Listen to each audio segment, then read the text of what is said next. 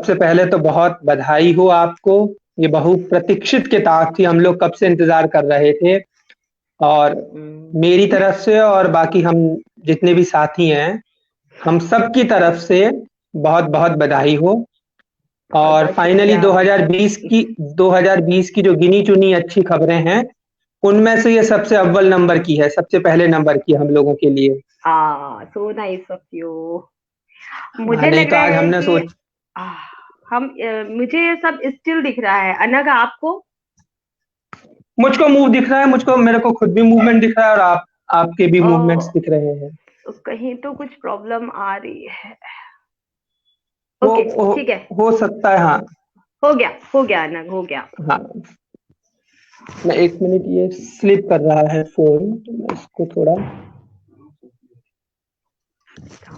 अब ये बताइए, हाँ, अब ठीक हम्म। लग रहा है। हाँ हाँ, मुझे दिखने लगा था फिर उसी समय वो एकदम से कुछ हाँ, प्रॉब्लम आई थी।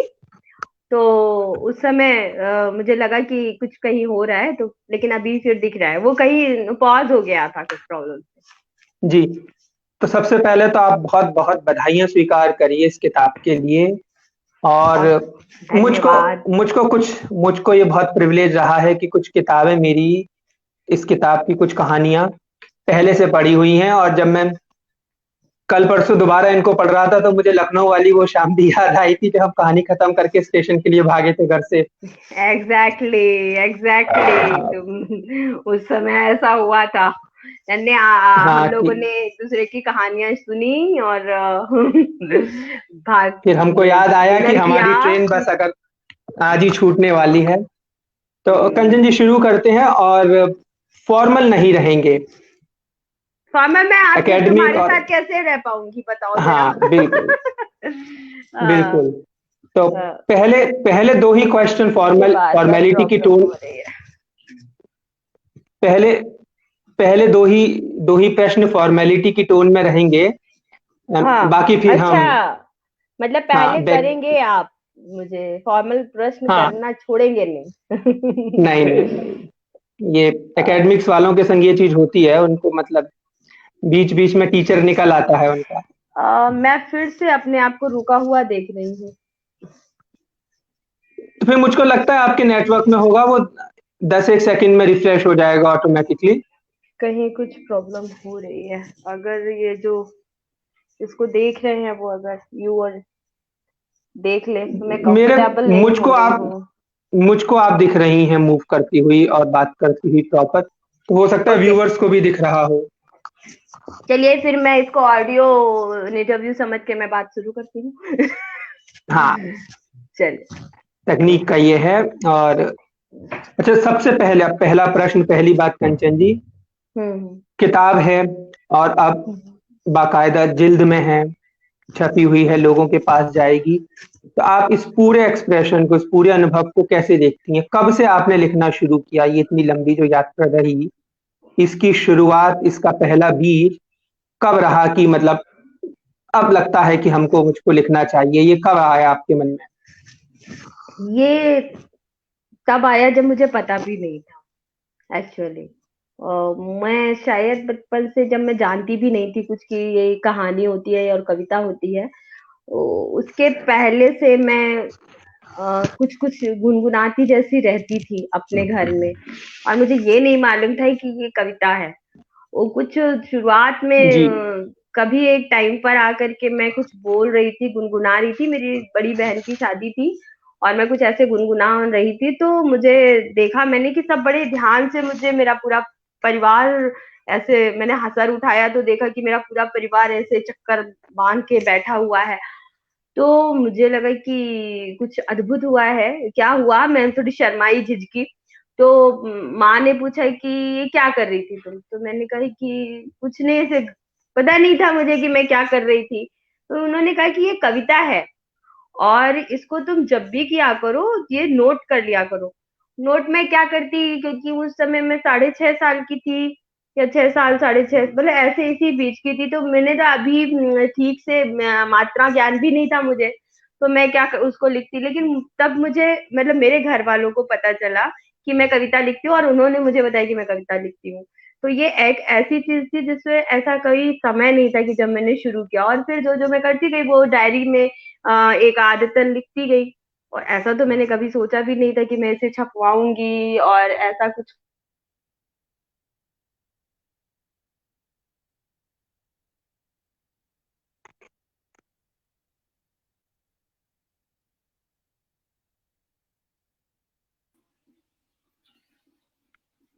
लग रहा है कि कंचन जी का नेटवर्क कुछ प्रॉब्लम हुआ है।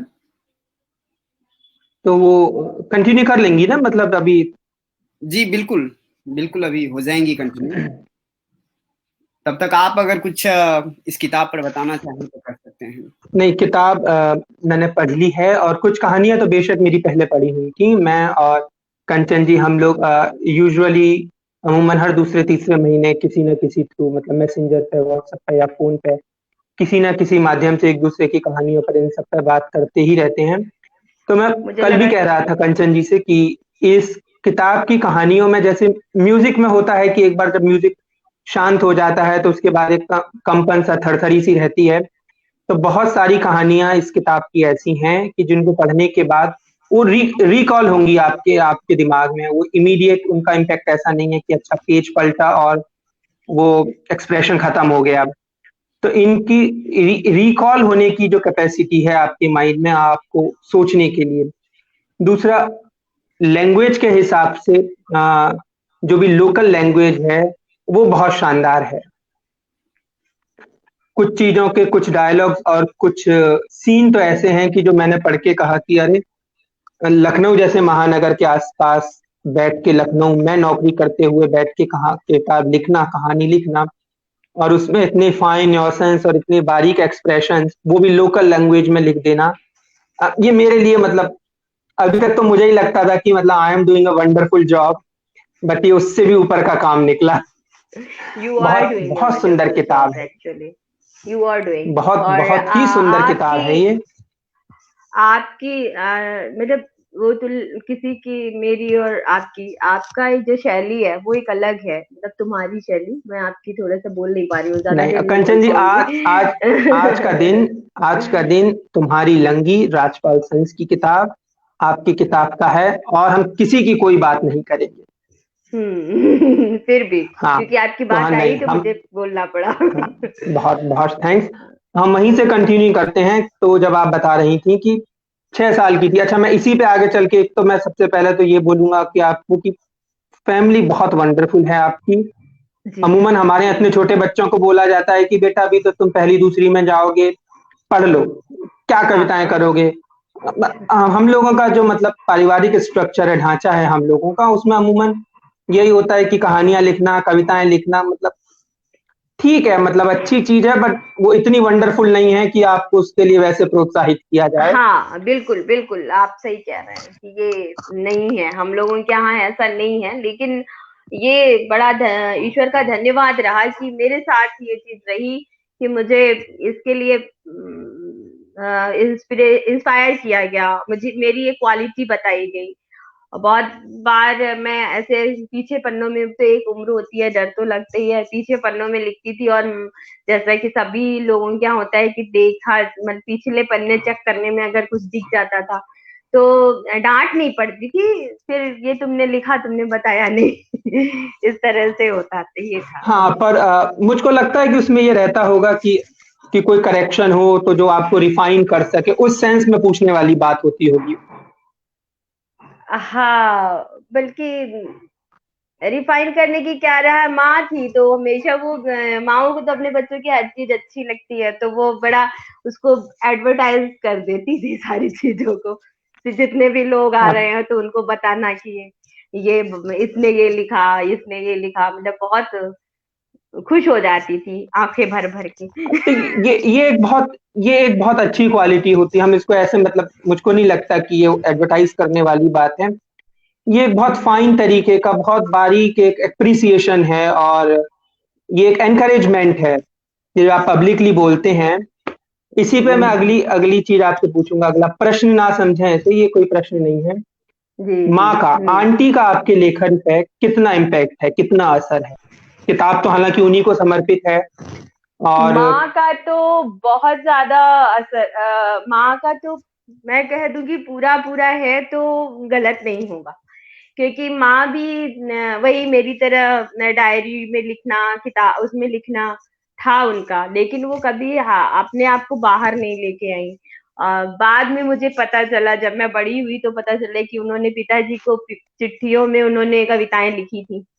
तो मैंने बाद में एक आध लाइन पता चली तो कि आपने क्या लिखा था। फिर उन्होंने कहा कि बड़ा समय ऐसा था ना, आज तो हम तो आराम से, तब वो पति पत्नी के प्यार को भी छुपा करके रखने वाली दिन थे। तो माँ हाँ ने सारी अपनी चिट्ठियां हटा दी थी। माँ को एक बड़ी बीमारी हो गई थी, तो ऐसा उन्हें लगता था कि टीबी उस समय काफी बड़ी बीमारी हुआ करती थी, तो माँ को बिल्कुल। ऐसा लगता था कि वो नहीं बचेंगी। उन्हें टीबी हो गई थी उस समय 1960 में, उनको टीबी हो गई थी। उन्हें लगा वो बचेंगी नहीं और उनकी चिट्ठियां देखी जाएंगी, बच्चे देखेंगे तो कहीं हंसेंगे कि, तो उन्होंने अपनी वो सारी कविताएं जला दी थी। वो कहीं ना कहीं शायद था उसमें। और फिर माँ के ही पक्ष से ये था कि माँ, मेरे एक माँ के चचेरे चाचा जी वो कविताएं लिखते थे। उन्होंने मेरे जन्म पर, जब मुझे पोलियो हुआ 11 महीने में, तो उन्होंने एक लंबी कविता लिखी और जिसको उन्होंने कहा कि मैं तो इसको महाकाव्य बनाना चाहता था। तो मुझे बड़ा, अभी थोड़े दिन पहले कहा कि मैं तो इसको एक पूरा लिखना चाहता था, एक मोटी सी किताब। ये मैं सुनती सुनती जो बड़ी हुई, वो कहीं शायद इम्पैक्ट पड़ा, जो मैं कहती हूँ कि मैं गुनगुनाती रहती थी। तो और दूसरी बात की, हमेशा ही जैसे मैं 6 साल की तो ये बात बता रही हूँ, तो भी माँ ने ही नोटिस किया। मैं 9 साल की थी तब मैंने लिखा था, चिंता न करो तुम दौड़ोगी तुम भागोगी, माँ के आंसू भी सूखेंगे तुम दौड़ोगी तुम भागोगी। तो वो माँ ने, मैंने दिखाया नहीं था, माँ ने पढ़ा और उसको जितने लोग आते थे उनको, तो आप इस तरह से इंस्पायर होते हैं, जब आपको प्रशंसा मिलती है तो आपको लगता है अच्छा काम किया। बाद में भी मतलब हर जगह पर, मैं याद है कि मेरी एक ऐसी बड़ी छोटी सी कोई पत्रिका थी, मुझे अब नाम भी नहीं याद आ रहा है, जहां मेरी पहली कविता छपी थी। और माँ मेरी इतनी खुश हुई कि उसको जान करके कि उन्होंने मुझे सरप्राइज गिफ्ट में मेरे लिए एक मिक्सर ग्राइंडर भेजा इनाम के लिए। वाह तो आप कह सकते हैं, इसलिए कितनी सुंदर बात। मैं मतलब इन सारी खुशियों के बीच में इस चीज को लेकर के थोड़ी हमेशा दुखी रही कि माँ के हाथ में मैं ये किताब नहीं दे सकी, और इसका मुझे मतलब पूरी लाइफ दुख रहेगा। लेकिन हाँ, ये है कि माँ कहा, मेरे पास एक वीडियो भी है जहाँ माँ ने एक किताब ऐसे मैगजीन पड़ी हुई और माँ ने उठाया और उसको पढ़ रही थी। उन्हें मालूम भी नहीं था कि उसमें मर्ग और जिस की कश्मकश में कहानी निकली थी, नया ज्ञानोदय में। जी वो पढ़ रही थी तो उन्होंने ऐसे पढ़ा, तो उन्होंने ऐसे देखा कि जो जिसकी भी फोटो है, इसकी शक्ल कंचन से मिलती जुलती है। फिर पूरा उन्होंने जब पढ़ा तो लास्ट में उसमें कंचन सिंह चौहान लिखा था, तो उन्होंने, ये तुमने लिखी है? तो मैंने कहा हाँ। तो वो मैंने वीडियो बना के एक बार फेसबुक पे लिखा, तो तुरंत उनका क्विक रिएक्शन आया कि चेहरे पे खुशी छा जाती है, आंखों में सुरूर आ जाता है, जब तुमको अपना कहती हूँ अपने पे गुरूर आ जाता है। बहुत बहुत सुंदर बात। तो ये सारी चीजें आंटी, अलग। आंटी मतलब आंटी को, जब हम आंटी को मिला तो नहीं मैं उनसे, पर जैसे देखे उनके उनकी कुछ वीडियोस, उनकी कुछ बातें बहुत जिजीविषा लगती है। अब इसी इसी बात से जब मैं आगे बढ़ता हूँ, मैं कहानी की टाइटल, कहानी तुम्हारी लंगी से ही बात शुरू करूंगा।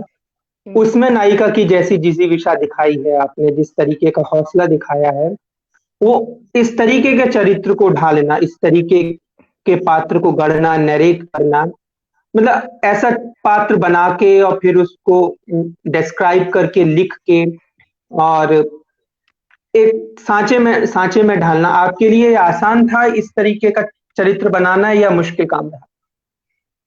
अनक कहानी तुम भी लिखते हो तो तुम भी जानते होगे कि कहानी तो कोई भी लिखना बड़ा एक कठिन, अगर हमने कोई संवेदनात्मक कहानी चुनी है तो कहानी लिखना तो ऐसे भी बड़ा कठिन काम होता है। मैंने जब भी मर्ग और जिसकी कश्मकश लिखी, मैंने बज्जात लिखी, कहानी लिखना तो वो भी बहुत कठिन था। लेकिन ये बात भी कन्फेस करूंगी कि तुम्हारी लंगी को लिखना तो अपने हाथ से अपने शरीर में, अपने हाथ में, अपने सीने में लगी गोली को अपने हाथ से नश्तर से निकालना जैसा था। और मैं इस कहानी को, मैं एक और इंटरव्यू में बोल चुकी हूँ कि मैंने इस कहानी को तुरंत बंद कर दिया था, और मतलब एक कहानी का एक ढांचा बना के और तुरंत, क्योंकि मैंने जब त्रिविका का पात्र पढ़ा तो मुझे लगा कि अरे ये तो पौराणिक समय से यही होता चल रहा है। मैंने त्रिविका का नाम लंगी जो थी, तो मैंने गुब्जा का नाम ढूंढना शुरू किया जो कृष्ण की प्रिया थी, तो मुझे नहीं मिला। तो त्रिविका भी नाम वो त्रिविका नहीं था, वो त्रिविका का अर्थ होता है, कुब्जा का नाम कहीं कहीं त्रिविका है, तो त्रिविका भी 3 विकारों वाली, या फिर 3 जगह से जो त्रिवक्रा। तो मुझे लगा यार मुझे लगा ऐसे पौराणिक काल से कोई नाम ही नहीं होते हैं आपके पास, अगर कोई डिफॉर्मेशन है आपके शरीर में तो नाम। यहाँ से मैंने देखा, फिर उस कहानी के पात्र को पढ़ा तो मुझे मैंने उस पौराणिक पात्र को पढ़ा तो मुझे बड़ी कॉन्फिडेंट स्त्री लगी कि जिसको मालूम है कि श्री कृष्ण बहुत बड़े रसिया हैं, उनके पास इतनी गोपिकाएं उनके लगी हुई हैं, उनके लिए रास रह रही हैं और कितनों के ईर्ष्या पात्र हैं, और इसके बाद भी वो कॉन्फिडेंस से कहती है कि तुम्हें कहीं नहीं जाना है, तुम्हें मेरे प्रिय बन के रहना है। तो मुझे वो अच्छी लगी बात, इसलिए मैंने उस वो त्रिविका को लेके और एक आज का आधुनिक ताने बाने में एक पात्र क्रिएट किया। तो वो कहानी मैंने ऐसे ही लिख के बंद कर दी थी। उसमें पहले शुरुआत में पहले ड्राफ्ट में मैंने कुछ नहीं लिखा था, लेकिन हाँ जब दूसरा ड्राफ्ट लिखा तो उसमें बहुत बार बहुत जगह, क्योंकि मैं कहाँ से पात्र लाती तो उसमें कुछ पढ़ाई के समय के या ऐसे जो मैंने डाले हैं उसमें, वो मेरे अपने अनुभव बहुत बार रहे, और उनको लिखना बहुत मुश्किल था। मैं बहुत बार रो करके बंद कर देती थी कहानी, एक दिन पूरा डिस्टर्ब रहती थी और इसके बाद उसको दोबारा शुरू करती थी, तो था वो कठिन था। और दोबारा भी अभी जैसे मैं एकेडमिक्स में हूँ, मैं यूनिवर्सिटी के बच्चों को पढ़ाता हूँ और बड़े बच्चों को पढ़ाता हूँ। तो इस कहानी में एक जगह एक सीन है कि वो मतलब लड़की फिसल जाती है सीढ़ियों से और दोबारा चढ़ के जाती है। तो आपकी आवाज कुछ डिस्टर्ब हो रही है। हाँ, आप फिर से बोलें आप प्लीज। जैसे मैं कह रहा था कि मैं यूनिवर्सिटी में पढ़ाता हूँ बच्चों को और बड़ी उम्र के ही बच्चे होते हैं। तो कहानी में एक सीन है कि नायिका फिसल जाती है सीढ़ियों से और वो दोबारा जाती है और लेट हो जाती है। हाँ। और उसको एंट्री नहीं मिलती है क्लास में। हाँ, हाँ। और मुझको क्या आपके नजदीक या ऐसा कोई अनुभव गुजरा हो या कोई हो कि मतलब ये तो बिल्कुल ये तो मेरी ही कहानी थी, ये तो बिल्कुल मेरी कहानी थी। मैं फर्स्ट जिस दिन मैं लाइव हुई थी अपने, जिस दिन मैंने अपने परिवार के साथ ही बुक लॉन्च किया था, क्योंकि लोगों ने कहा कि ये तो आपने पारिवारिक फंक्शन कर दिया लिटरेरी फंक्शन की जगह। लेकिन ये मुझे पता था कि इस किताब का सिर्फ और सिर्फ मेरे परिवार के लिए महत्व। तो अनक, आप मुझे सुन पा रहे हैं? हाँ बिल्कुल बिल्कुल। हाँ, तो मैंने ये बात, वो दिन भी मेरी वो सहेली भी मेरे साथ थी जिसके साथ ये मैं थी और ये घटना घटी थी। मैं एमए कर रही थी इंग्लिश लिटरेचर से, कानपुर डीडीएस डिग्री कॉलेज है, वहां से मैं कर रही थी। वहाँ की वो पुरानी बिल्डिंग है, पुरानी बिल्डिंग में सीढ़ियां बड़ी खड़ी होती हैं, बड़ी सकरी होती हैं, तो उसमें सीढ़ियां चढ़ना बड़ा मुश्किल होता था। और मैं वो सीढ़ियां चढ़ रही थी और अक्सर ही गिरती थी, कोई नई बात नहीं थी। लेकिन उस दिन का ये था कि मुझे क्लास अटेंड करना था, और उस दिन ये डियर फ्लोरेंस का एक बहुत जरूरी क्लास था, वो मुझे अटेंड करना था। सन्स एंड लवर्स उस समय पढ़ाई जा रही थी हमारे क्लास में, और जो सर थे उन अच्छा पढ़ाते थे, और मुझे था कि जल्दी से जा करके, और मैं अचानक मैं फिसल गई, 6-7 सीढ़ियां चढ़ के मैं फिसल गई। फिसल गई। और वो दिन मेरे दिमाग में इस तरह दर्द था कि मैं गिरी तो बहुत सारे लोग जा रहे थे, आ रहे थे और रुक रहे थे, लेकिन उनमें से किसी ने भी ये नहीं कहा कि थोड़ा सा रुक करके वो एक बार हम दोनों, क्योंकि वो सहेली थी वो भी उतनी ही मजबूर हो चुकी थी, एक लड़की ऐसे कैसे मुझे उठाती, तो वो भी वैसी थी और बड़ी बेचारी बेचारी सी, मुझसे ज्यादा बेचारी हो गई थी वो। और कोई भी कोएड पढ़ रही थी, लड़के भी थे, किसी ने भी ये नहीं किया रुके अरे क्या हो गया, लेकिन किसी ने एक थोड़ी से मुझे सहारा मिलता तो मैं तुरंत फिर से खड़ी हो जाती। खैर ये, और उस दिन की बात थी कि उसने कहा कि चलो घर चलते हैं, लेकिन मैंने कहा कि नहीं क्लास है और जरूरी क्लास है, और मैंने फिर से उतनी सीढ़ियां चढ़ी। तब तक मुझे दुख नहीं हुआ, मुझे दुख तब हुआ जब मुझे क्लास में जाने को नहीं मिला। वो मेरे और दर्द थी। और संयोग था कि मेरी सहेली के भी, हमने दोबारा उस पर कभी चर्चा नहीं की उस घटना पर, लेकिन मेरी सहेली के भी दिमाग में उसी तरह दर्द थी वो कहानी। और हमने पर आप हमें लगता पर आप इसको ऐसे ईज आउट कर सकती हैं। मैंने जब ये कहानी पढ़ी तो बीइंग अ टीचर मुझको ये लगा, मैंने सोचा कि पता नहीं चलता आपने पास में क्या किया हो, मतलब आप कहाँ रूड लगे हो, कहाँ आप मतलब पैरामीटर निभाने के चक्कर में आपने, तो मुझे लगा कि आगे से संवेदनशीलता मैं थोड़ी ज्यादा दिखाऊंगा और थोड़ा दिल अपना बड़ा रखूंगा। तो ये एक मेरे लिए हाँ बहुत बहुत उस सीन को पढ़ना, उस दृश्य को से गुजरना, आप इट मेड मी मोर, थोड़ा ज्यादा संवेदनशील आगे के लिए इसने बना के रख दिया है। बहुत बार कोई गलत नहीं होता, टीचर्स भी गलत नहीं होते होंगे, लेकिन वो व्यक्ति वो चीजें ऐसे दर्ज हो जाती हैं। मैं एक और घटना तुम्हें बताती हूँ कि जी। जैसे मैं ये कह रही हूँ कि मेरी इतनी, मुझे बस इस बात का अफसोस हुआ कि मैंने इतनी मेहनत करी और अब फिर मतलब एकदम निराश हो गई। एक और घटना इसी तरह की तुम्हें बताती हूँ, वो मेरी माँ के संबंध में है कि मेरा जब ये पोलियो अटैक हुआ था, क्या तुम्हें भी मालूम है 77 76 के टाइम में मनी वैल्यू इतनी वैसी नहीं थी, बहुत 100 रुपए 150 रुपए कुछ ऐसे 200 रुपए तनख्वाह हुआ करती थी। माँ मेरी बिल्कुल। टीचर थी और एक कोई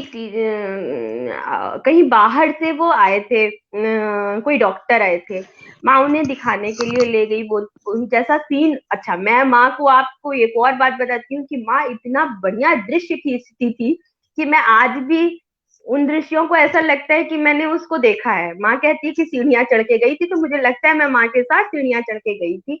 और वहां पर डॉक्टर से मिली, डॉक्टर बाहर के थे, उन्होंने दिखाया पोलियो हुआ था मुझे। उन्होंने उस समय माँ बताती है कि 100 रुपए फीस थी, और जो उनके लिए बहुत ज्यादा थी। और उन्होंने 100 रुपए वो फीस देने के बाद वो जब डॉक्टर से मिली तो डॉक्टर ने कहा कि आप इसे अमेरिका भी लेके चले जाएंगे तो ये नहीं ठीक होगी। और मैं उनका जैसा दृश्य है कि वो कहती है कि मैं सीढ़ियां उतर रही थी और मैं रोती जा रही थी, और ये बार बार ये मुझसे पूछ रही थी कि क्या कहा डॉक्टर ने, अम्मा हम ठीक हो जाएंगे ना अम्मा। तो अम्मा कहती हैं कि मुझे, हमको लग रहा था कि हम इस बच्चे को क्या बताएं कि हम अपनी औकात से ज्यादा फीस ये सुनने को दे के आए हैं कि मेरा बच्चा अब कभी नहीं ठीक होगा। और सेम सिचुएशन में तुम्हें उसमें बता रही हूँ कि मुझे ये दुख था कि मैंने औकात से ज्यादा मेहनत करी और मुझे क्लास नहीं मिला जो मैं चाह रही थी। तो ऐसा नहीं होता है, नहीं। डॉक्टर भी गलत नहीं, टीचर भी गलत नहीं, सिचुएशंस गलत हो जाती हैं ऐसी। चलिए आगे बढ़ते हैं। हम्म। अगली मैंने जिस कहानी पे मैं बात करना चाहता हूँ हाँ वो हाँ। है वर्तुलधारा, सैरोगेसी जैसे विषय पे। और आपने एक शहर रखा है जो मिडिल क्लास सिटी है, एक मिडिल क्लास सिटी में और सैरोगेसी जैसे विषय पे कहानी लिखना, और इसकी भूमिका और इसका बैकड्रॉप कहाँ से मिला आपको? मधु मृदुला दीदी मुझे बहुत सुंदर कह रही है और मैं बहुत खुश होकर के उनको थैंक यू बोल रही हूँ, और अब आगे बोलती हूँ। तो इसका किसी रिलेटिव को बहुत दिन से बच्चों की जरूरत थी, और मैंने पहली बार ये सुना कि सर उनको फिर जब ये सरोगेसी के लिए चुनना हुआ उन्हें, तो मैंने इसके बारे में जानने की कोशिश करी। मैंने पढ़ा उसके बारे में। तो मुझे जब ऐसे मैं सर्च कर रही थी चीजों की कि ये सरोगेसी, मुझे नहीं मालूम था कि ये क्या चीज है। तो मैं उसके बारे में, तो मुझे किसी एक लड़की का जो सरोगेट थी, तो किसी के लिए उन्होंने सरोगेसी की थी, उनके बारे में उनको देख रही थी। तो उन्होंने बताया कि एक बार उनके साथ ऐसा हुआ था कि उन लड़की होने के कारण लोग बच्ची भी छोड़ करके चले गए थे, और पेमेंट तो उन्हें नहीं ही मिला था। तो ये मुझे कुछ चीजें एकदम से लग जाती हैं कि 9 महीने का गर्भ किसी के लिए लेना, करना, और इसके बाद उस बच्चे को ऐसे छोड़ करके चले जाना, कारण ये क्योंकि वो है, लड़की है। मुझे बड़ा दुखद लगा कि लड़की, एक तो आप जिस व्यक्ति ने, जिस भी पेरेंट्स ने, जिन भी अभिभावक ने सरोगेसी जी चुनी होगी, उनके पास उनकी समस्या तो निसंतान होना होगा ना। उनको उनकी समस्या ये तो रही नहीं होगी कि उनके पास लड़के नहीं है या लड़की नहीं है। और ऐसी स्थिति में अगर आपको लड़की हो गई और आप सिर्फ लड़की होने के कारण उसे छोड़ के चले गए, तो सोचिए उस लड़की की क्या स्थिति, वो जीवन भर अनाथ कैसे जी होगी। और फिर खैर, ये फिर मुझे लगा कि उस व्यक्ति पे भी क्या लगा होगा उसे। ऐसे करते हुए इमोशनल। एक नहीं नहीं, दिमाग में बिल्कुल। पात्र बना। और फिर मैंने उस कहानी को लिखा। और क्योंकि मैंने सुना भी, ये भी पता, मैंने और लोगों के बारे में पढ़ा, तो बहुत बार लोग जुड़ जाते हैं, इमोशनली भी जुड़ जाते हैं। और उसको जी मैंने इन चीजों से जोड़ते हुए और स्त्री सशक्तिकरण से जोड़ते हुए इसको लिखा। मैं क्योंकि मैं पढ़ रहा था तो मैं ये स्त्री सशक्तिकरण वाली चीज देख रहा था कि उसको मतलब ये नहीं है, ठीक है, इट इज मेरा जॉब है और मुझे पैसा मिलता है तो बेटरमेंट के लिए है। ये हाँ, तमाम किस इमोशनल कहानी की बात अटैचमेंट्स कर के रहे हैं? बाद, वसुंधरा हाँ, की ही बात कर रहा हूँ मैं, तमाम वर्तुलधारा, तमाम हाँ। इमोशनल अटैचमेंट्स के बाद भी हम्म। उस लड़की को ये था कि मतलब ये मैं प्रोफेशनली इस काम को कर रही हूँ। जी। एक आपकी जगह वो इमोशनल अटैच हो गई है, कारण वो था कि उसको इस चीज के लिए ही परिवार से निकाल दिया गया है कि उसे चूंकि पांचपन या फिर इनफर्टिलिटी की प्रॉब्लम उसके पति के में है। और इसके बाद उसके ऊपर एक ब्लेम करके, कितनी ये एक भारत में है कि कुछ भी चीजें होती हैं वो स्त्री के ऊपर आती हैं, इसको करके उसको मार पीट के निकाल दिया गया है। और इसके बाद अगर वो पहली बार जब माँ बनती है तो कहीं उससे इमोशनल अटैचमेंट हो जाता है उसका, बाद में वो प्रोफेशनल होती है। इसी तरीके के सशक्तिकरण और सहजता आपकी दूसरी कहानी ईज में दिखती है कि मतलब लड़की लड़की को अपने एस्कॉर्ट होने का, लड़की को जो एक स्ट्रक्चरल जॉब नहीं है हमारे समाज में, जो एक बहुत रेस्पेक्टेबल जॉब नहीं है, और वहां से आना और उस जगह को बिलोंग करना, इसको बताने में, इसको दिखाने में और इसके एक्सेप्टेंस में उसको कोई झिझक नहीं है, हिच नहीं है। तो आप कहानी के तौर पे तो ये बहुत रिफाइंड और बहुत बहुत सुंदर कहानी है, पर मैं इसको थोड़ा समाज से पूछना चाहता हूँ। आपको लगता है कि हमारे समाज को इस तरीके की एक्सेप्टेंस ज्यादा मिलेंगी, हमारे यहाँ सेक्स वर्कर्स को इस तरीके की आसानी, इस तरीके की सहजता मिल पाएगी कि, या जब वो खुल के ये कह सकें कि हम समाज के और जॉब के सो एंड सो फील्ड से आते हैं जो बहुत बहुत ग्लोरीफाइड नहीं है। ग्लोरीफाइड नहीं है क्योंकि ग्लोरीफाई किया ही नहीं गया है, एक तो चीज है। और खैर, उस कहानी के लिए मुझे सबसे ज्यादा गालियां मिली और सबसे ज्यादा गालियां स्त्रियों से मिली। लेकिन नहीं तो आप इसका मतलब समझ लीजिए कि मतलब वो पिन पॉइंट उसने एक्सेप्टेबल। बहुत सारी ऐसी चीजों को छेड़ा है कि, और लेकिन सही मेरा जगह बस काम किया है उसने। उस कहानी को लिखने का सिर्फ एक मेरे पीछे, मैं जो लिखना चाह रही थी वो ये था कि भाई हम कुछ भी करते हैं, आप हमारे इसी समाज में नाथूराम गोडसे और रावण भी हैं, और इसी समाज में गांधी और राम भी हैं। एक बार आप नाथूराम गोडसे से पूछिए, वो तो खैर नाथूराम गोडसे के तो क्लैरिफिकेशन सबके पास है, लेकिन एक बार रावण से पूछिए कि उसने क्यों कहा। सबके अपने, जो भी चीज कोई चुनता है वो उसके पास अपने तर्क होते हैं हमेशा। मेरा बस एक चीज थी मेरे दिमाग में कि सेक्स वर्कर्स या तो उनको घृणित माना जाता है कि वो कैरेक्टर, मतलब उनके अंदर इतना ज्यादा वो है इसलिए उन्होंने ये चुना है, या दूसरा, या उनको मजबूर दिखा, वो मजबूर होती है। अगर वो अच्छी है तो वो मजबूर है किसी न किसी कारण से। मेरे दिमाग में कभी एक बात ये आई कि ये क्या किसी की चॉइस नहीं हो सकती क्या? जरूर होती होगी, हमेशा कोई मजबूरी में आकर के या फिर ऐसे में सिर्फ चॉइस में भी तो करता होगा। और इस बारे में सोच करके फिर वही है कि एक बात दिमाग में आती है, फिर आप उनके बारे में पढ़ते हैं, उन लोगों की चीजें देखते हैं। तो मैंने देखा बहुत सारे लोगों ने उसको बिना किसी गिल्ट अपना प्रोफेशन चुना था, और उन्होंने बहुत खुल के अपनी चीजें, और दे आर इक्वली सेंसिटिव।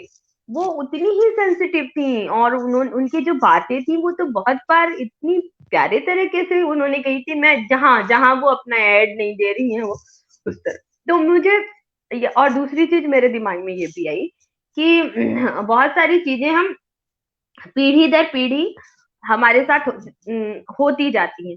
जैसे मैं अभी कह रही हूँ कि मेरे घर में भाई मेरी माँ लिखने में इंटरेस्ट लेती थी, तो मेरे लिए लिखना और बड़ी नॉर्मल थी। कुछ घर ऐसे भी होते होंगे जहाँ लिखना लिखना तो बहुत मतलब अय्याशी का काम माना जाता होगा, या फिर संगीत, जिन कुछ घरों में तो गाना बजाना भी लड़कियों का अय्याशी का काम माना जाता है। वो भी मेरे दिमाग में आया कि बहुत सारी जगहों पर तो ये बड़े नेचुरलिटी के साथ होती होंगी।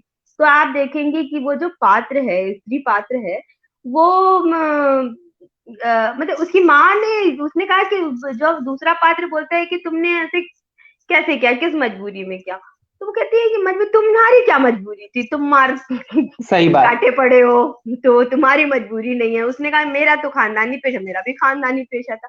मैं बस सिर्फ ईज यही था कि सबका अपना ईज होता है।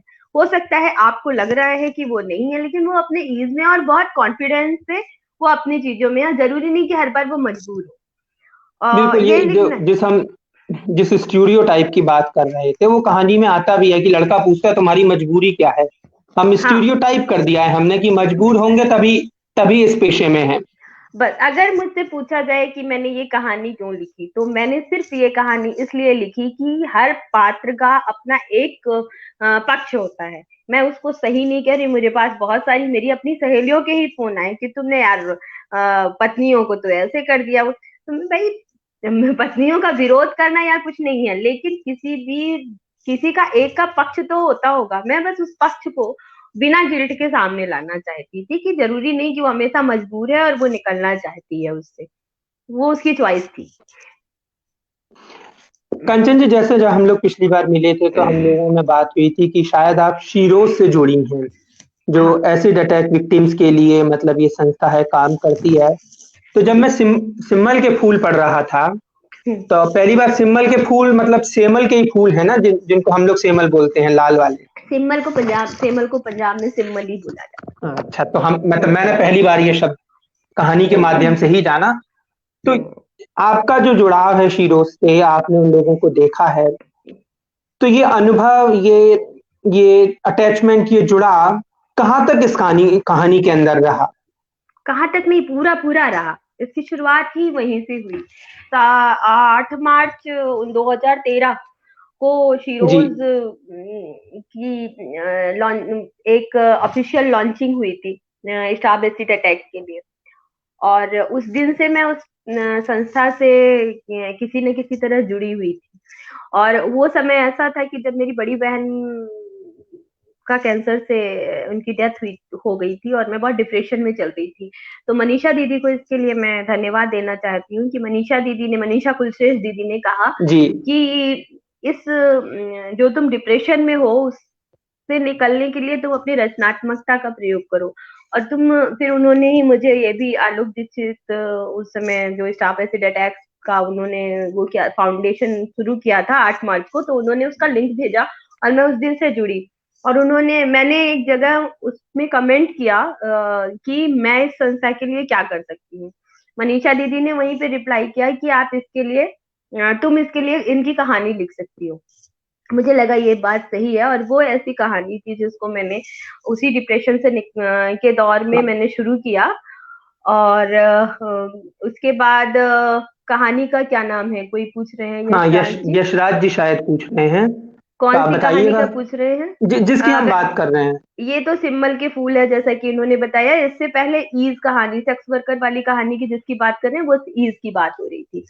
तो फिर मैंने, और ये कहानी कमोबेश दे करके मैंने आलोक दीक्षित, मैंने जितनी बार भी कहानी छपने को गई और जहां भी, मैंने उसके नीचे नोट भी लिखा कि ये आलोक दीक्षित और लक्ष्मी शाह, इन लोगों पे बहुत आयत चीजें उनसे ही उनकी बातों से इंस्पायर होकर के है, और बहुत बार वो लोग आ भी गए हैं, लक्ष्मी शाह और आलोक। मैंने उनसे पूरी परमिशन के साथ उनसे बात करी, और now they are very good friend.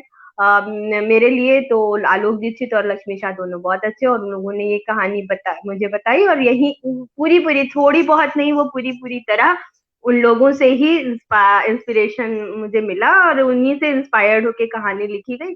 और आज तो खैर ईश्वर की दया है कि ये दोस्ती बहुत आगे बढ़ी है, और मैं शिरोज की एक अच्छी, हम सब एक अच्छे साथी के रूप में अच्छा काम कर रहे हैं। ऐसा लग बहुत रहा है हम अच्छी, लोगों बहुत अच्छी संस्था है। और को। हाँ, बहुत अच्छा। उसका जो उसके मूल में जो जो एसेंस है काम का, वो भी बहुत बहुत प्योर है। बहुत, मुझे तो ऐसा, क्योंकि मुझे मालूम है बहुत बार आक्षेप भी आते हैं कि वो अपने बिजनेस कर रहे हैं और इस तरह की, लेकिन जबकि बिजनेस दे रहे हैं एसिड अटैक सर्वाइवर्स को, कोई बिजनेस नहीं। एक बात लक्ष्मी ने ही मुझसे कही थी कि कंचन, आपके साथ डिसेबिलिटी है, लेकिन आपको लोग काम देंगे, आपकी जो डिसेबिलिटी है उसके साथ।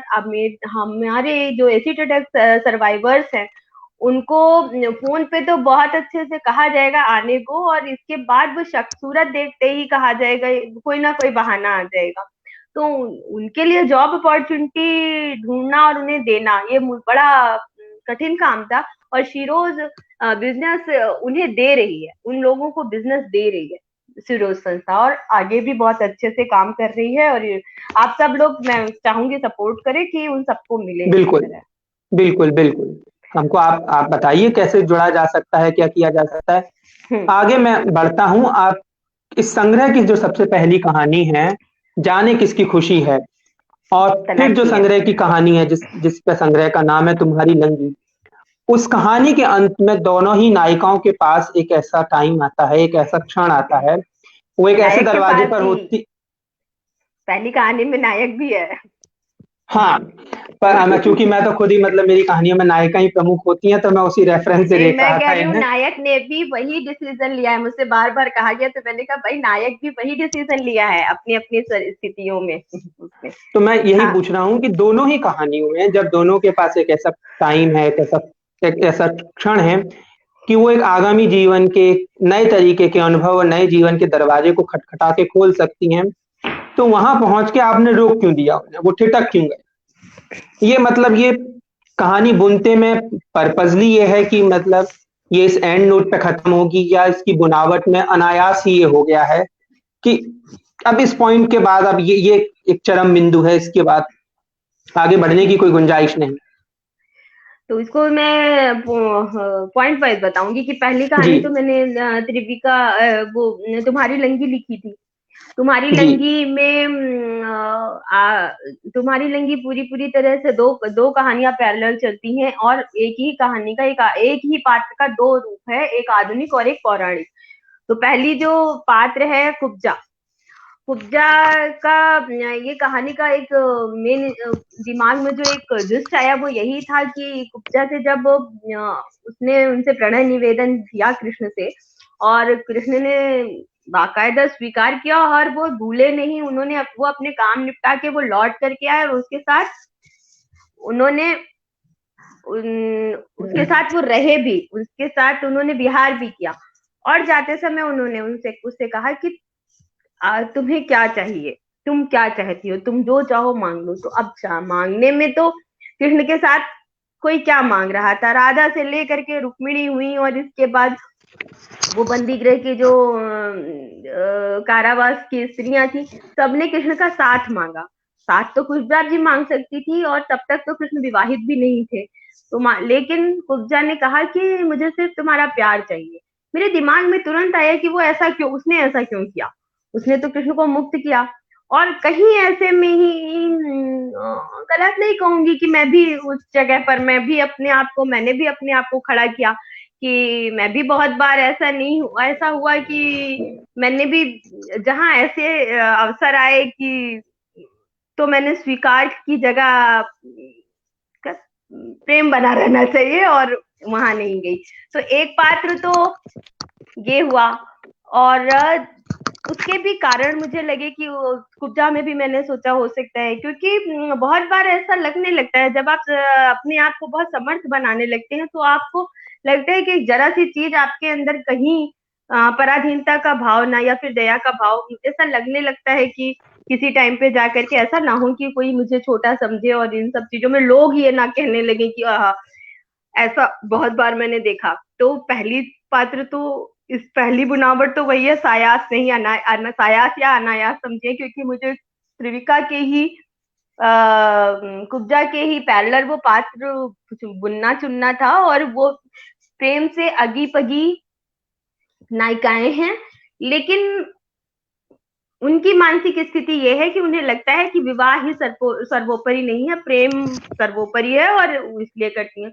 और इसके बाद ये जो दूसरी कहानी है, इसमें मैंने कोशिश जो की है, पता नहीं खुल के आई कि नहीं, लेकिन मैंने कोशिश ये की है कि एक ही तरह की समस्याएं पुरुष और स्त्री में विकलांगता के साथ कोई फर्क नहीं है, दोनों एक ही तरह की समस्याएं आई हैं। क्योंकि आप देखेंगे कि कहानी का जो अंत होता है वो पुरुष की बात कह के होता है। वो नहीं, स्त्री तो अपनी बात कहती है कि और वो पुरुष वो समझाता भी है कि तुमने उसको क्यों नहीं, तुमने पूछा उससे कि तुम्हें कर लेनी थी शादी, आपको करनी थी शादी, उसको खूब समझा देता है। लेकिन बाद में उसका क्या आता है कि वो भी यही करता है और दोनों ने अपने अपने कारण बताए। बस यहाँ पर यही था कि दोनों पुरुष हो या स्त्री, मेरे मन में, मैंने पहले भी कहा है कि पहले मैं सोचती थी कि स्त्री विकलांगता बड़ी चीज है, फिर मुझे सब मैं समाज में आई तो मुझे लगा नहीं, पुरुष विकलांगता के अपने कारण और अपनी बाउंडेशंस हैं और उनके साथ अपनी साइकोलॉजी है। तो वो साइकोलॉजी है, मैंने उसमें उस पुरुष को ज्यादा हाईलाइट करने की कोशिश की है कि वो भी उतना ही सेंसिटिव हो जाता है। जहां साथी चुनने की बात है, उसको भी यही लगता है कि शायद मैं सुरक्षा नहीं दे पाऊं, शायद मैं ऐसी चीजें ना कर पाऊं।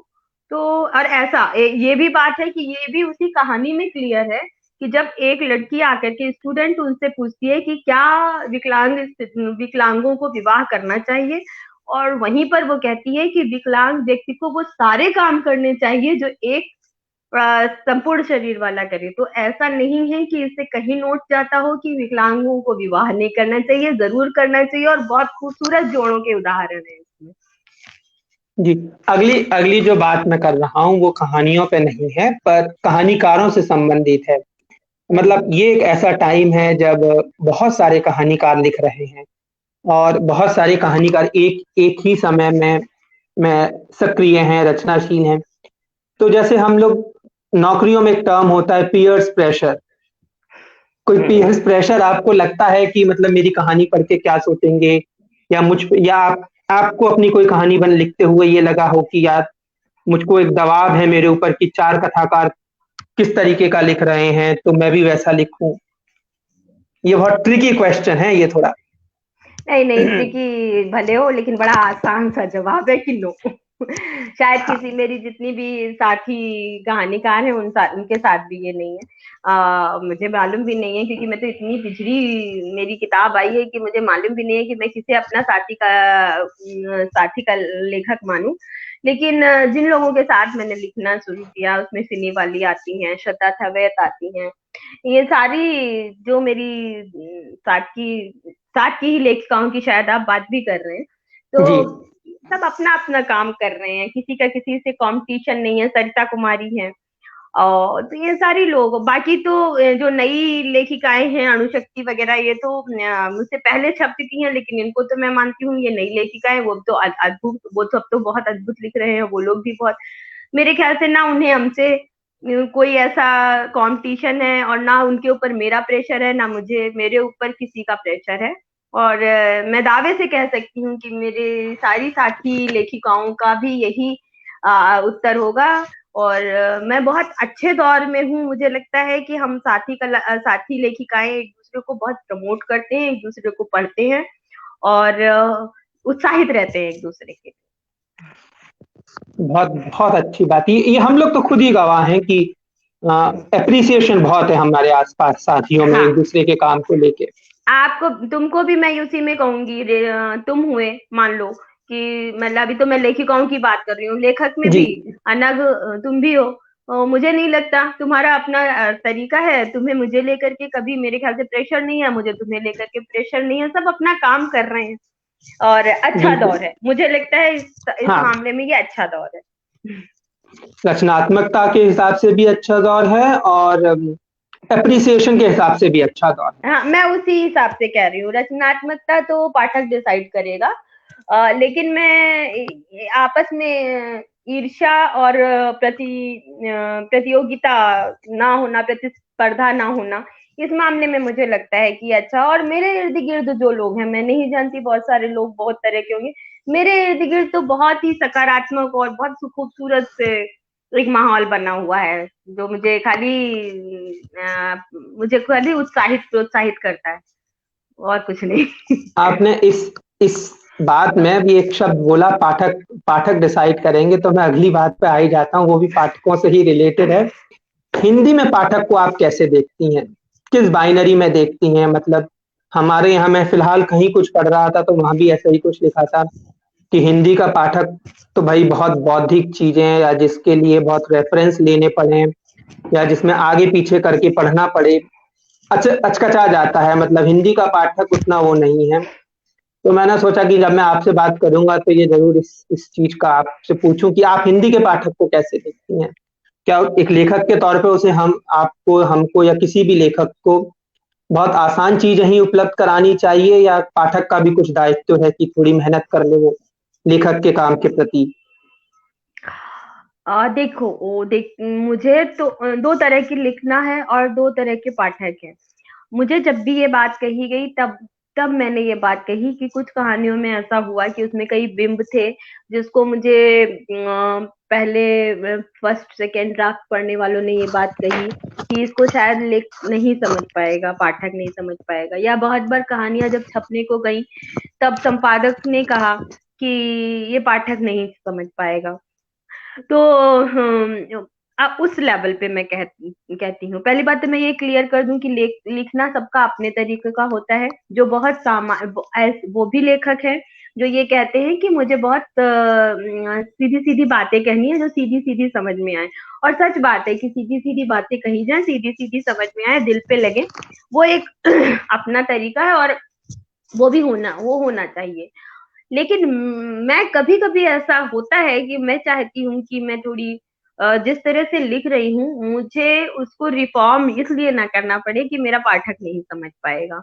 तो वहां जाकर के जी। मैं ये कहती हूँ कि ये मैं नहीं कहती कि मैं रिजिड होती हूँ, लेकिन मैं ये कहती हूँ संपादकों से भी, और जो दोस्त या जो भी मुझे मार्गदर्शन करने वाले हैं, जो ये कहते हैं कि इसको वो नहीं समझ पाए, तो मैं ये सोचती हूँ कि पाठक को इतना मूर्ख समझना भी ठीक नहीं है। और पाठक जी। सब समझता है, हर तरह के पाठक है और हर चीज समझते हैं, और वो अपना लेखक खुद खुद चुनते हैं। हर लेखक के अपने पाठक होते हैं, और हर पाठक का अपना लेखक होता है। मुझे लगता है मुझे अपने काम मुझे हर राइटर को, हर लेखक को अपना काम करना चाहिए। और जैसे फिल्मों के साथ भी है, फिल्मों के अपने हर फिल्म के अपने दर्शक हैं, कॉमेडी फिल्म्स के अपने दर्शक हैं, सीरियस मूवीज के अपने दर्शक हैं। उन्होंने उनको अगर ये सोच करके कि ये फला देखेगा तो नहीं होगा। मुझे लगता है मैंने ऐसा किया है, मैं दूसरे की तो सलाह देने की ना हकदार हूँ, ना मैं मेरे से वो होगा, लेकिन मुझे हमेशा लगा कि मुझे जो मन में आया वैसा मैंने जी लिखा, और बहुत बार क्लिष्ट लिखा, बहुत बार ऐसा हुआ कि मेरी कहानियों में, जैसा आपने कहा कि मेरी कहानियों में अवधि का बहुत फुट रहा, तो लेकिन मुझे लगा कि नहीं, ये सब पाठक पे छोड़ना चाहिए। पाठक को कहानी अच्छी लगती है, और पाठक बहुत बुद्धिमान होता है, वो बीच का रास्ता नहीं चुनता, उसको नहीं चाहिए बीच का रास्ता कि उसके लिए कहानी की बिल्कुल सही। जान खत्म कर दी जाए। अब मैं पूछता हूँ, मानिए जब आप पाठक थी, जिन दिनों शुरुआती तौर पे आपने पढ़ना शुरू किया होगा, लिटरेचर पढ़ना शुरू किया होगा, तो कौन से ऐसे रचनाकार रहे कि जिनको पढ़ के आपको लगता था कि मुझको भी अब लिखना चाहिए? बहुत बार हम नोइंगली और अननोइंगली हम रचनाकारों को पढ़ते हैं, और वो हमारे साथ सशरीरी रूप में ना होते हुए भी हमको पुश करते हैं, प्रोत्साहित करते हैं लिखने के लिए। तो ऐसे कौन से रचनाकार रहे कि जिनको पढ़ के आपको लगा कि मुझको भी इसी तरीके के एक्सप्रेशन की जरूरत है बात बताने के लिए? ये तो मैं नहीं कहूंगी अन्ना कि मुझे कभी ये लगा कि मुझे इनकी तरह मैं मतलब मैं इतनी औकाती नहीं समझती थी नहीं नहीं, मैं मैं ये नहीं पूछ रहा हूँ कि उनकी तरह लिखना, कि जिनको पढ़ हाँ के लगा कि हाँ, कि ये भी एक मैं रास्ता है आपकी एक्सप्रेस बात करने समझ का। रही हूँ, मैं आपकी बात समझ रही हूँ कि आप ये कह रहे हैं। तो लिखना तो जैसा कि मैंने बताया कि वो एक इनबिल्ट था, वो होता गया। लेकिन हाँ, जिन लोगों को पढ़ के आप ये कह सकते हैं कि मैं प्रभावित हुई, और मुझे नहीं मालूम कि अननोइंगली मेरी कहानियों में वो बातें आ जाती हूँ। तो सबसे पहले जो व्यक्ति था या थी, वो थी अमृता प्रीतम। जी सारे लोगों की तरह, सारी लड़कियों की तरह अमृता प्रीतम शुरुआत में बहुत अद्भुत चीज लगती थी। उनका लिखने की जो तरीका था वो बहुत ही अद्भुत लगता था, और मैं उनको एकदम कुछ भी उनका, यहाँ तक कि उन्होंने ज्योतिष पे जो जो लिखा वो तक तो मैंने पढ़ लिया, इतनी बड़ी फैन थी मैं उनकी। तो वहाँ एक तो वो हुई। हाँ, धीरे धीरे करके फिर वहां से भी लगा एक स्टेप आए। फिर चित्रा दीदी को मैं कहूंगी, बहुत मैं भाग्यवान हूँ कि चित्रा चित्रा मुद्गल जी। दीदी, हाँ चित्रा मुदगल का आमा पढ़ करके मैं बहुत मेस्मराइज्ड, जो वर्ड है वो हुआ मेरे साथ अंत में। और मुझे, और फिर इसके बाद और भी कहानियां, उनकी दुल्हन, और ऐसे और भी दो तीन पार्ट कहानियां मैंने पढ़ी, तो मुझे उनकी हर कहानी मुझे उनकी अच्छी लगी। तो और मुन्नू भंडारी को देख करके, मुन्नू भंडारी को पढ़ के लगा कितनी वैविध्यता है इनके पास। तो ऐसे ऐसे करके कहानी इम्प्रेशन अच्छा पड़ता गया लोगों को, जो जिन कहानीकारों को मैं बता रही हूँ कि जिनको मैं पढ़ करके बहुत खुश हुई। तो अमृता प्रीतम के बाद चित्रा मुद्गल थी, और मन्नू भंडारी थी, ममता कालिया। बहुत अच्छी बात है कि ये सारे लोग अभी भी हैं, और बहुत ये भी अच्छी बात है कि इन लोगों का डायरेक्ट आशीर्वाद भी मेरे ऊपर है, चित्रा दीदी का, ममता कालिया दीदी का, और इन लोगों को। और ऐसा नहीं है, मैं ये भी करूंगी, इसलिए नहीं बोल रही हूँ क्योंकि मुझे लग रहा है ये लोग कभी ना कभी मेरे इनकी बात पहुंचेगी। ये सच, ये 100% सच है कि मैं सबका अपना लिखने, जैसे आपका तरीका शिवानी जैसा हो सकता है, एक और उसमें काव्यात्मकता है।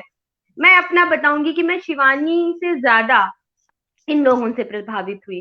तो ये मैं नहीं, सच में नहीं ये बात कहूंगी कि मैं इसलिए नहीं कह रही हूँ कि इन लोगों तक वो, पर सच में मैं इन्हीं लोगों से प्रभावित हुई। और आगे चल के फिर मनीषा दीदी हुई, फिर किरण सिंह हुई, ये तो अभी थोड़े दिन पहले की हैं। इन लोगों की जिसमें भी स्त्रियों को लेकर के या इस तरह की बातें हुई, वो मुझे प्रभावित करती चली गई अननोइंगली। मैंने कभी नहीं सोचा था कि मैं यहाँ पे आके कहानियां चढ़ूंगी, मैं तो कविताओं वाली लड़की थी, गीत लिखती थी, और पता ही नहीं था कि काव्य संकलन तो कभी नहीं आएगा और कहानी संकलन आ जाएगा। नहीं, तो पर ये अच्छा हुआ कि अब मैं कथाकार के तौर पे देखूं तो मैं बहुत खुश हूं कि आप कथाकारों की श्रेणी में हैं। हाँ, अब तो मुझे भी यही सोच के खुश होना होगा जब दूसरे में कुछ नहीं कर पाए तो।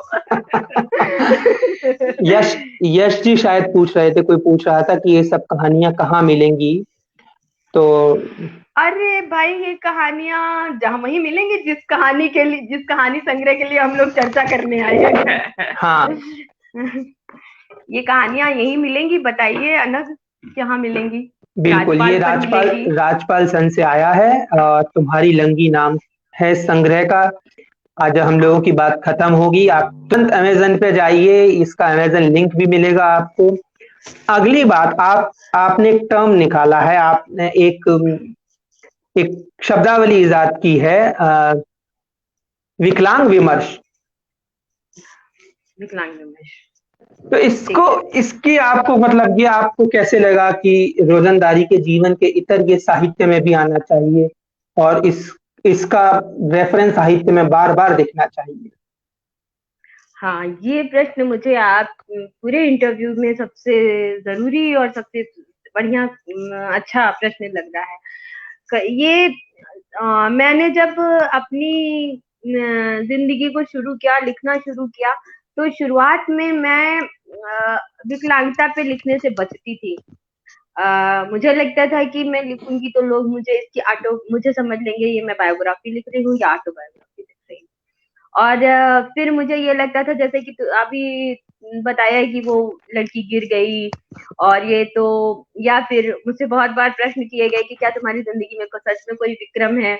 तो मुझे हमेशा लगा कि अगर मैं इन पे बात करूंगी तो लोग मुझे सोचेंगे कि मैं अपने बारे में लिख रही हूँ। लेकिन एक टाइम पे आके मुझे ये भी लगने लगा, जब मैंने अपने बारे में बात करनी शुरू की और मैंने देखा शुरुआत में बहुत लोगों ने, किसी एक फ्रेंड ने मुझे अनफ्रेंड, किसी एक ने मुझे अनफ्रेंड भी कर दिया। बहुत बार मेरे ऊपर ये भी, मैं फेसबुक पोस्ट पे जब अपने बारे में लिखती थी कि दया के लिए लिखती हैं और आप बार बार, ये सारी चीजें आई।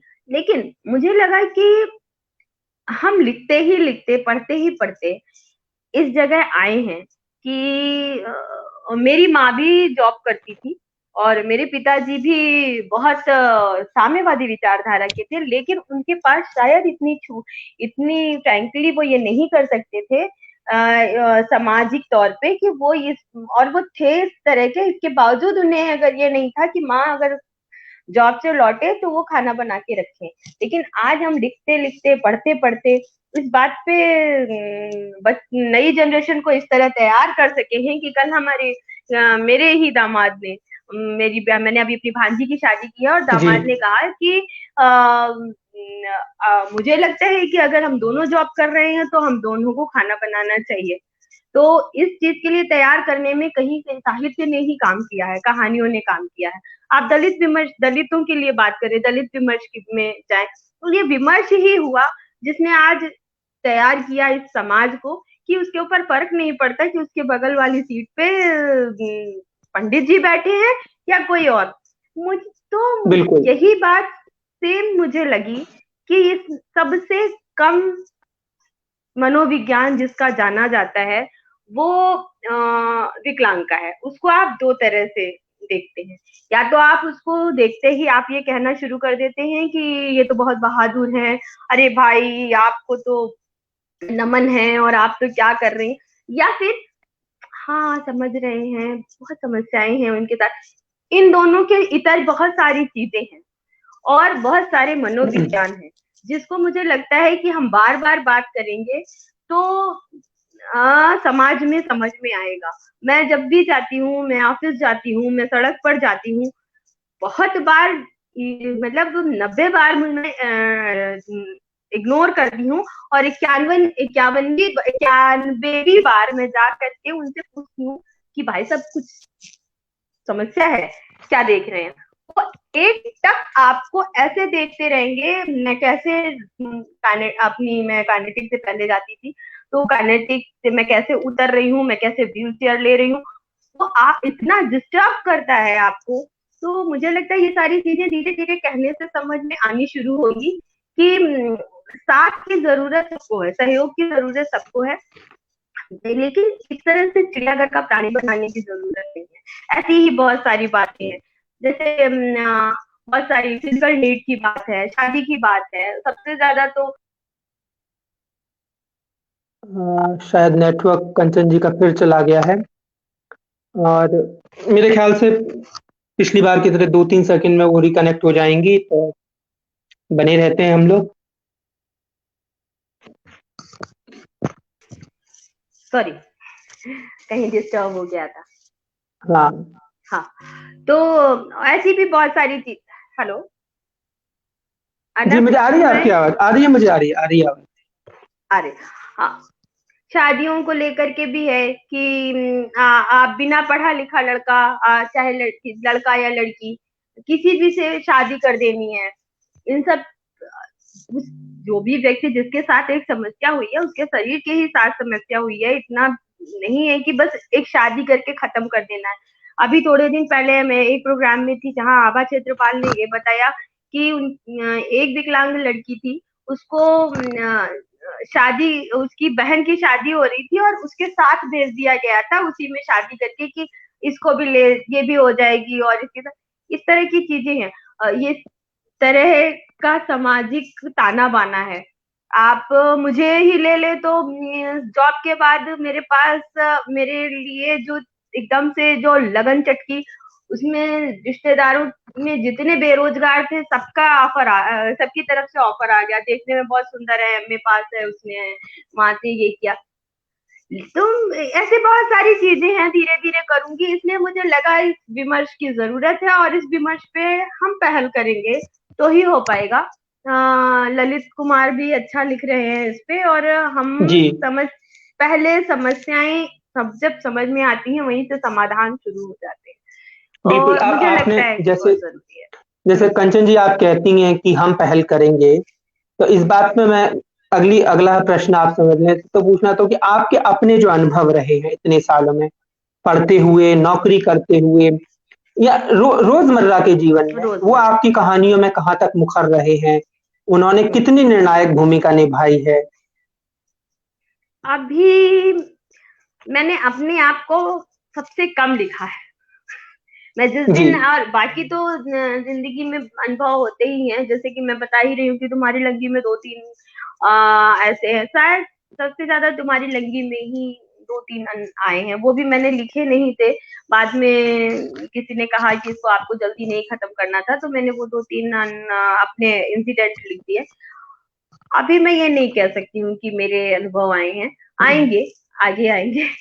लेकिन हाँ, विकलांगों की एक पूरी जो मैं साइकोलॉजी देख रही हूँ, जिनसे मुझे दो चार होना पड़ रहा है, पड़ता है, देखती हूँ, लोग अपनी आइडेंटिटी नहीं दिखाना चाहते, लोग व्हीलचेयर पे नहीं, वो गिर पड़ के चलते हैं लेकिन व्हीलचेयर पे नहीं चलते हैं कि लोग उन्हें व्हीलचेयर पे देखेंगे तो उनको विकलांग समझ लेंगे, लोग बैसाखी लेके नहीं चलना चाहते हैं। इस हद तक मैं आपसे कह रही हूँ, विमर्श का मतलब एक बहुत बड़ा फलक है।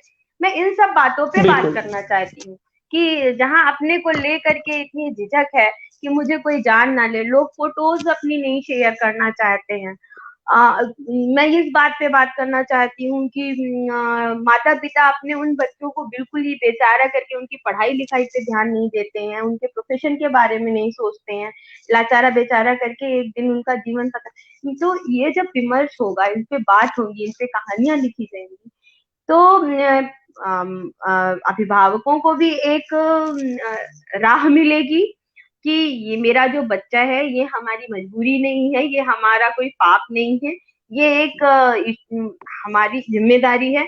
और जिन जो लोग सर्वाइवर्स हैं उनको भी ये लगेगा कि इतना भी नहीं है, जब ये तो मैं क्यों नहीं। इसी तरह मैंने भी अपनी राह निकाली और मैं चाहती हूँ आगे भी लोगों की इसी तरह राह निकाले। नहीं, बिल्कुल आप बहुत सही बात कर रही हैं। किसी ने प्रश्न पूछा है दहेज प्रथा पे भी लिखिए, तो मैं अब रिवर्स रिवर्स दहेज प्रथा पे आपकी एक कहानी है बदजात। हाँ, मतलब उसमें मतलब लड़की को मतलब बहुत गहना लत्ता देके और उस तरीके से शादी की जाती है, तो ये दहेज रिवर्स दहेज प्रथा। दहेज प्रथा इस तरह तो एग्जैक्ट दहेज प्रथा पे नहीं है, और दहेज प्रथा के आगे हम मांगे, दहेज प्रथा पे तो बहुत सारी कहानियां लिखी भी जा चुकी हैं। लेकिन हाँ, बजात जो कहानी है वो इस तरह की कहानी, उसको इनडायरेक्टली उसमें देखा जा सकता है कि उनके माँ बाप जो है उनके पास, या भाई के पास, उसको लगता है कि सारी प्रॉपर्टी शादियों में चली जाएगी और किसी से भी शादी कर देते हैं, और ऐसा ही एक पीढ़ी बाद उस बज्जात की कहानी तो यही है कि 20 साल तक एक ही तरह की स्त्री की स्थिति है कि ये नहीं देखा जाता है कि उसकी शादी कर देनी है, ये नहीं देखा जाता है कि लड़की में गुण क्या है और लड़के में अवगुण क्या है, और उस तरह से कर दिया जाता है। आप मान सकते हैं डायरेक्ट दहेज प्रथा पे तो मैंने नहीं लिखी है, और मुझे लगता है कि इस पे बहुत कहानियां लिखी जा चुकी हैं। मैं कोशिश करती हूँ कि वो उन कहानियों को चुना जाए जो अब जिन पे कम कलम चलाई गई। जैसे पर कि नहीं, मुझे आपने इसी हाँ, कहानी में वह पहले भी मैंने बोला रिवर्स दहेज प्रथा, जो एक हम्म, दोनों ही पीढ़ियों की शादी में एक बात आती है कि उनके घर इतने खेत हैं, झाड़ बुहार से 100 घरों के लोगों का खाना चल हाँ, जाएगा। ये एक रिवर्स साइकोलॉजी है कि साहब इतने कह पैसे सकते हैं, वाले हैं वो। तो कह ये सकते हैं। ये ये चीज भी रहती है क्या कहीं, मतलब जब हम विकलांग विमर्श की बात करते हैं तो इसमें हाँ, ये चीज भी कहीं रहती है कि आ, काम शारीरिक हो या मानसिक अक्षम हो लड़का या लड़की, हम्म, तो पैसे का कहीं बहुत बड़ी भूमिका रहती है सेटलमेंट के बहुत तौर पर, बार या है, बहुत बार आनंद, बहुत बार आप देखेंगे ये। हाँ, ये प्रश्न भी आपने बहुत अच्छा किया। ये चीज स्त्रियों के साथ नहीं होगी लेकिन पुरुषों के साथ होगी। आप देखेंगे इस समाज में आपको इर्द गिर्द मिल जाएगा कि को बहुत सारे विकलांग पुरुष होंगे जिनकी शादियां सामान्य लड़कियों से, सामान्य शारीरिक स्थिति वाली लड़कियों से कर दी जाती है, और लड़की को अधिकार भी नहीं दिया जाता है कि वो इस पे प्रश्न उठाए, और उससे ये उम्मीद की जाती है कि वो उसको देवता तुल्य समझे। लेकिन एकदम उल्टी चीज ये होती है कि अगर कोई स्त्री है, पहली बात तो अगर विकलांग स्त्री है और उससे सामान्य शारीरिक स्थिति का लड़का शादी करता है तो कहीं ना कहीं आर्थिक पक्ष जरूर आएगा। अगर उसका आर्थिक पक्ष, ये मेरा एक देखा हुआ अनुभव है। हाँ, अ, तो हेलो। हेलो, हाँ हाँ, आ रही मुझे हाँ, आवाज। आवाज आ रही है, अच्छा। हाँ, तो तुम कंटिन्यू करते। हाँ, कंटिन्यू करते हैं। तो ये जो बात है कि ये बात स्त्रियों के साथ कभी नहीं होगी। हेलो, हाँ, हाँ, आ रही मुझे आवाज कंचन जी। ये स्त्रियों के साथ कभी नहीं होगी कि अगर उसकी स्त्री ये पहली बात तो अगर उससे, मैंने जो बात कह रही थी, मैं कहीं अपनी आवाज खुद ही पूछ रही है, एक सेकेंड। जी। हेलो, हाँ तो उसको ये पहली बात, अगर उसकी आर्थिक स्थिति अच्छी होगी तो उससे कोई पुरुष शादी करेगा, और शादी करने के बाद सारा कुछ उसका होगा, लेकिन एहसान उस पुरुष का होगा जिसने उससे शादी करी है। एकदम उल्टा यहाँ पर भी मैं हमेशा कहती हूँ कि विकलांग विमर्श की बात करने के बाद स्त्री विकलांगता उसकी एक अलग शाखा बनेगी, क्योंकि स्त्री के साथ तो वैसे ही इतनी समस्याएं हैं, और उसके साथ फिर अगर वो विकलांग है तो उसको एक अलग तरह से देखा जाता है। दोहरी समस्या। दोहरी समस्या से उसको चलना होता है, और उसके ऊपर एहसान है, वो पूरा घर चलाएगी, और अपने जिम्मेदारियों से उसे पीछे भी नहीं हटना है। उसे ये भी उम्मीद करी जाएगी कि वो बच्चे भी ठीक से पाले, लेकिन उसे हर जगह ये सुनना पड़ेगा कि इन्होंने उसके ऊपर बहुत बड़ा एहसान किया शादी करके। ऐसा पुरुषों के साथ नहीं है। बिल्कुल कंचन जी, मुझको अब इस कहानी संग्रह से तर एक चीज पूछनी है कि अब हाँ, आप नया क्या लिख रही हैं इन दिनों। नया क्या मतलब, किस नई किताब, कहानी या किस नए लिटरेरी वर्क पर आप काम कर रही हैं। नया मैं अभी कुब्जा ही पर मेरा नॉवल तैयार हो रहा है, जो तुम्हारी लंगी का ही बढ़ा हुआ स्वरूप है। मैं लगभग 80% लिख चुकी हूँ, 20% लिख करके उसको एक, वो भी विकलांग विमर्श पर ही एक नॉवेल है। तो कब तक आने की उम्मीद है। आना तो मतलब बात का होगा, मतलब पूरा कब तक कब होगा, तक मेरा ये पूरा पूछने का होने की मतलब। उम्मीद है, बस हाँ। यही बात मैं नहीं जानती। आह, जिस दिन ये जिस जल्दी। दिन मैं लिख लूं, जिस दिन मूड पूरी तरह बन जाए और मैं बैठ जाऊं और बचा हुआ 20% लिख दूं, बस उसके बाद तो मतलब सारे रास्ते दूसरे होते हैं। पहली चीज तो यही है कि लिख तो लूं। नहीं, बिल्कुल आप थोड़ा खुद को पुश हाँ, करिए और जल्दी लिखिए। आप और लोग करेंगे। हाँ, मैं बिल्कुल, हम लोग करेंगे, बिल्कुल रेडी हैं। अब तो मुझे पता चल गई है ये कि बस मैं हर तीसरे दिन आपको मैसेज किया करूंगा कहाँ तक पहुंचा काम। और इतना भी ना कर देना। हाँ, कि आधा अधूरा ही देना पड़े। मुझको लगता है कि हम लोग किताब से संबंधित अपने सारी बात कर ली हैं, और ये मुझको इस पूरी बात में 2 चीज़ बहुत अच्छी लगी। एक तो हमको चीज़ों को, विकलांगता को भी विमर्श के तौर पर देखना होगा, और स्त्री विकलांगता और पुरुष विकलांगता दोनों को 2 अलग-अलग शाखाओं के तौर पे देखना होगा। आगे चल के इसकी भी 2 शाखाएं करनी होंगी, अभी तो हाँ, एक विकलांगता न्यूट्रलाइज़ नहीं करना चाहिए इसको। हाँ, ये भी है, क्योंकि और हर बात के साथ मैंने बचपन से भी सुना है और है कि एक तो लड़की, एक तो फिर ऊपर से ये समस्या कैसे हाँ, होगा, कौन, और होती भी है बहुत सारी समस्याएं। एक स्त्री होकर के एक अलग समस्या होती है, तो उसकी एक अलग शाखा है स्त्री विकलांगता। और मैं कंचन जी बहुत बहुत आपका धन्यवाद करना चाहता हूँ, और मुझको लगता है कि अब हमको एक और सेशन करना चाहिए जल्दी ही, जो कि इन्हीं कहानियों पे दूसरी तरीके के आलोक, विकलांग विमर्श के दूसरे आलोक पर हम लोग बात करें। हाँ, और वो सिर्फ विमर्श पे बातें हों कि हम कहानियों के माध्यम से, कहानियों के जरिए चीजों को कितना बेहतर दिखा सकते हैं और क्या रास्ते सुझा सकते हैं। फिलवक्त तो बहुत बहुत आपको बधाई हो दोबारा से किताब के लिए, और बहुत अच्छा सेशन रहा। मैंने तो किताब पढ़ के भी बहुत सारी चीजें सीखी, और बात करके तो निश्चय ही एक एक नई तरीके का एक सीखने को मिलता ही है। तो आपका बहुत शुक्रिया मुझे शामिल करने के लिए आज की बातचीत में। रचयिता परिवार का बहुत शुक्रिया, और जितने भी लोग हमारे संग जुड़े हैं, क्योंकि मुझको दिख नहीं रहे, तो मैं सबसे ये कहूंगा कि किताब राजपाल एंड सन से आई है, नई किताब है, अमेज़न पे उपलब्ध है तुम्हारी लंगी के नाम से। इसको पढ़िए, और 2-2 3-3 बार पढ़िए, कहानियों का आनंद लेने के लिए पढ़िए, और पृष्ठभूमि के पीछे की पृष्ठभूमि जानने के लिए भी पढ़िए कि हर पात्र के मन में क्या है, और वो जीवन और दुनिया को कैसे देखते हैं। तो मैं विदा बहुत लेता बहुत हूँ शुक्रिया कंचन जी। अनक, आपका बिल्कुल। और रचयिता का, और बहुत ही इनफॉर्मल अनौपचारिक सा माहौल रहा। मैं बहुत डरी रहती हूँ औपचारिकताओं से, जो नहीं बना। तो इसके लिए तो सबसे पहले रचयिता का इस बात के लिए धन्यवाद है कि उन्होंने आपको चुना, जिससे मैं बिल्कुल अपने छोटे भाई की तरह बात कर सकती थी। मुझको भी बहुत प्राउड और ग्लैड फील हो रहा है कि किताब के साथ साथ इस बातचीत के लिए, मतलब उन्होंने मुझको सुटेबल और ठीक समझा। थैंक यू, बहुत बहुत शुक्रिया आप सभी। चलिए, धन्यवाद कंचन जी।